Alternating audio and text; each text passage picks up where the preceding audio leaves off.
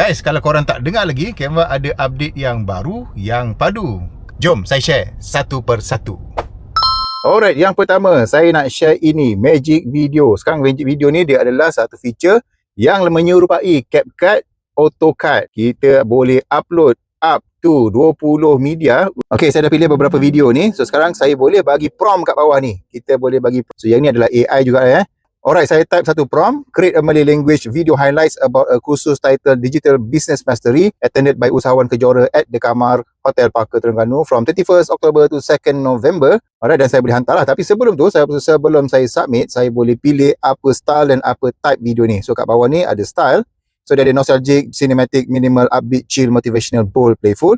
Let's say saya pilih upbeat dan saya ambil type kat sini beat driven, montage, video diary, narrative, photo dump. Saya ambil let's say montage ke dan saya submit. So Canva akan proses video kita ni secara AI ataupun dipanggil Magic Video untuk create kita punya video yang kita masukkan tadi. Kita tunggu.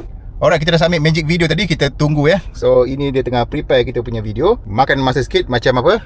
A few minutes later. Okay, videonya dah siap. Jom kita tengok hasil dia.